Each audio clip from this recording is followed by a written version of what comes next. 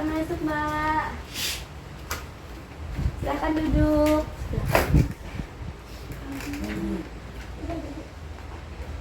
Ada yang bisa dibantu?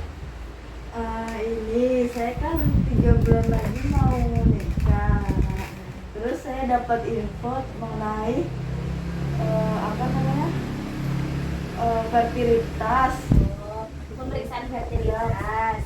Oh iya, jadi sebelumnya perkenalkan, saya bidan Nurul yang bertugas pada siang hari ini. Di sini nanti kita akan sharing-sharing ya tentang masalah fertilitas ya. Oh iya. Ya. Dengan Mbak siapa?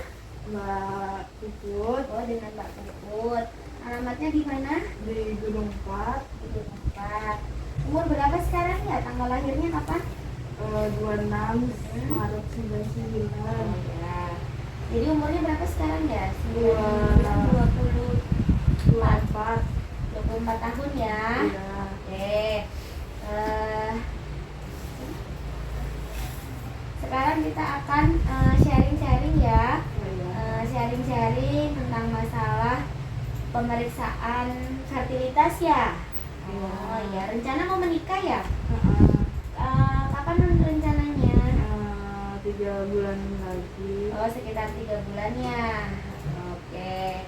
Jadi untuk pemeriksaan fertilitas sudah pernah dengar sebelumnya? Belum. Oh, belum. Jadi mau tanya-tanya ya. Oke, saya nanti akan menjelaskan ya tentang pemeriksaan fertilitas di dalam screening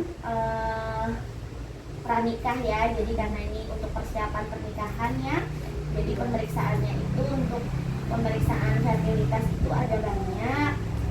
Yang pertama itu ada pengambilan pemeriksaan semen, terus yang kedua ada pemeriksaan suhu basal tubuh, terus pemeriksaan lendir serviks, ada juga pemeriksaan tes Feren sama pemeriksaan uji pasca selama gitu. Jadi nanti kita akan sharing-sharing untuk kelima persiapan untuk pemeriksaan tambahan fertilitasnya ya. Gitu. Untuk pemeriksaan yang pertama itu pemeriksaan semen ya. Jadi pemeriksaan semen itu adalah pemeriksaan laboratorium yang bertujuan untuk mengetahui kualitas mani atau semen seorang pria. Jadi nanti yang dites calon suaminya ya. Nanti ini diketahui gimana jumlahnya, pergerakan spermanya. Nah, ini dari langkah awal evaluasi untuk mengetahui apakah seorang pria ini memiliki masalah kesuburan atau infertilitas atau tidak ya. Karena lebih dari sepertiga pasangan yang tidak punya anak atau infertil itu biasanya masalahnya pada kualitas sperma gitu ya. Nanti ada persiapan sebelum dilakukan biasanya, karena ini kan mau menikah jadi belum pernah berhubungan ya. Ya, oke. Jadi biasanya menghindari aktivitas seksual dulu selama 2-5 hari sebelum pengambilan sampel. Terus memastikan juga dilakukan dalam kondisi yang optimal. Terus biasanya menghindari seksual dulu 1-2 minggu sebelum pengambilannya. Terus ada prosedurnya juga. Nanti akan ada dikasih tabung ya, tabung sampel. Nanti itu untuk menampung spermanya ya. Jadi melalui masturbasi namanya. Terus nanti di ruangan pemeriksaan itu nanti periksanya di laboratorium ya. Ya gitu. Jadi ada di ruangan pribadi, nanti di laboratorium, terus akan dilakukan pemeriksaan sampelnya itu.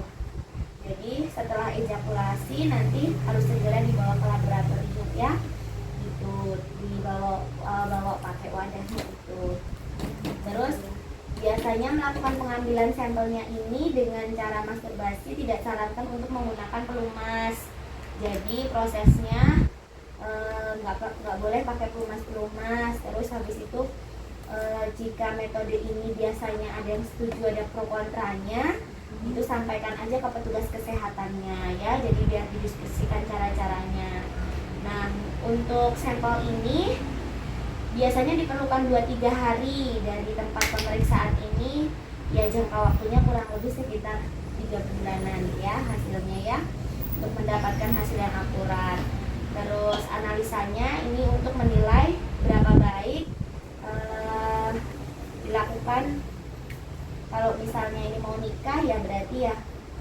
aja waktunya ya, kurang lebih sampai 3 bulan.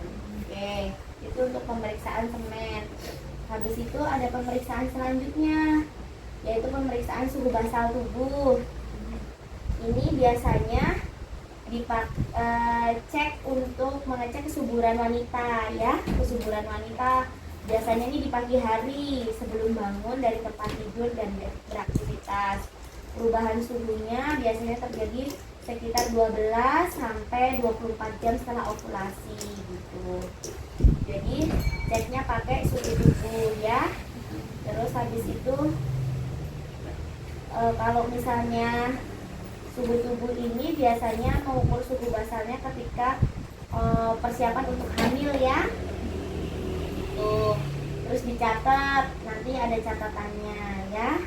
Normalnya suhu tubuh itu perempuan 35 sampai 36 tergantung. Terus ada tekniknya. Jadi tekniknya itu pertama karena biasanya pakai temperatur suhu ya. Jadi pada saat ovulasi atau masa subur itu perlu melakukan pengukuran dengan termometer untuk suhu basal ya. Jadi nanti ada termometernya sendiri untuk mencatat hari ini berapa suhunya, besok berapa gitu ya. Nanti dilihat. Terus ada termometer yang merkuri atau digital. Nanti bisa dipakai. Terus habis itu buat grafik ya. Habis itu suhu basalnya ini ditempatkan di samping tempat tidur. Jadi dilakukan sebelum beranjak dari tempat tidur, sebelum berbicara, makan, minum kayak gitu ya. Jadi bangun tidur langsung ya. Jadi suhu basal ini caranya adalah dimasukkan ke mulut atau ke dubur. Biasanya lebih nyaman di mulut ya, selama 5 menit ya. Terus hasilnya dicatat di lembar grafik. Nanti kita kasih lembarnya kalau mau pakai yang suhu ini ya. Oke, sampai di sini sudah jelas? Ada pertanyaan? Belum. Oh belum ya. Oke. Terus ada juga yang ketiga namanya pemeriksaan lendir serviks. Kalau pemeriksaan lendir serviks ini ya kita akan mengukur masa subur perempuan dengan lendirnya ya. Sebelum melakukan pemeriksaan biasanya ada karakteristiknya sepanjang siklus mens gitu. Terus biasanya beberapa hari pertama sedikit lendir serviks yang keluar dan lengket, mungkin akan keluar 3 sampai 5 hari. Selanjutnya lendirnya akan bertambah banyak dan basah ya. Nah inilah masa suburnya nanti kalau pas lagi banyak sama basah itu. Oke. Terus habis itu nanti dicatat karakteristik lendirnya ya. Jadi biar tahu cara ngukurnya, sebelum buang air kecil biasanya boleh dicek dulu, mengusapkan pakai tisu ya. Habis itu pakai lendir, tisu toilet nggak apa-apa. Terus habis itu nanti dicatat hasilnya sama ya, sama yang tadi itu. Nanti habis itu cek juga mana yang paling terpanjang dan dia yang sampai gak putus, berarti di situ masa suburnya. Oke. Terus ada juga namanya uji tes Feren. Uji tes Feren ini uji lendir serviks yang salah satu parameternya untuk evaluasi lendir juga ini. Karena Fermi ini membentukkan struktur, dia seperti daun pakis yang mengacu pada derajat dan pola untuk dikeringkan atas permukaan kaca objek. Jadi ini di laboratorium ya, nanti dilakukannya ya. Pada saat ovulasi nanti biasanya bentuknya kayak daun pakis itu. Terus habis itu nanti dicek. Habis itu ada juga yang terakhir itu uji pasca senggama. Pemeriksaan uji pasca senggama dilakukan untuk mengetahui kemampuan tembusnya sperma sampai ke lendir ya. Dianjurkan melakukan hubungan seks di rumah setelah 2 jam. Habis itu dilakukan pemeriksaan dulu ya. Hasilnya kalau ini sih biasanya memang ada pro dan kontra kalau untuk pemeriksaan lendir serviks gitu ya. Terus habis itu nanti ini pemeriksaannya dilakukan sekitar pas lagi subur, jadi biasanya pas hari ke-12 atau 13, 14 setelah menstruasi. Itu sampai di sini ada pertanyaan? Oh, belum ada. Belum ada ya. Oke, jadi itu untuk teknik-teknik pengambilan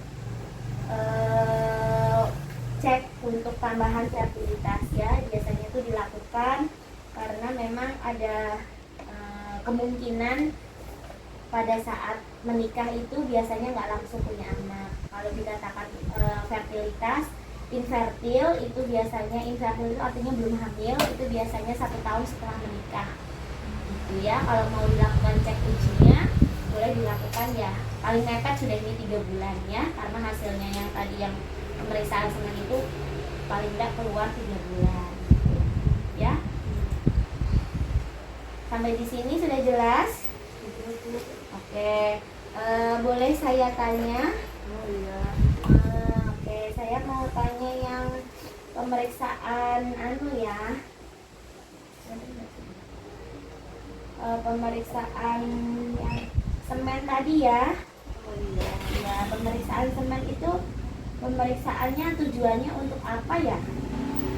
Tujuannya untuk mengetahui apa?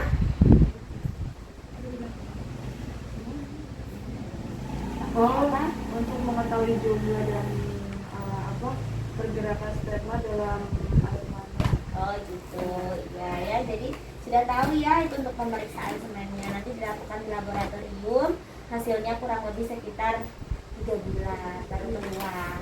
Gitu, sudah jelas. Nanti bisa disampaikan sama pasangannya ya untuk sharing-sharingnya pemeriksaan mana yang mau dilakukan. Oke? Ada pertanyaan lagi? Oh, belum ada. Oh, belum ada. Oke. Udah jelas ya, Mbak? Jelas. Oke. Nanti semoga persiapan pernikahannya dimudahkan, jadi dikasih kelancaran ya. Iya. Nanti untuk tesnya silahkan bisa menghubungi petugas kesehatan ya. Iya. Tuh, oke. Saya mau pamit dulu ya, Bu. Oh ya, oke. Hati-hati ya, Mbak ya. Iya. Mari. Lakukan pendokumentasian telah dilakukan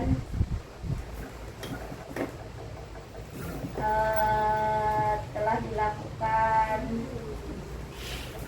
dilakukan konseling pemeriksaan tambahan fertilitas. Terima kasih.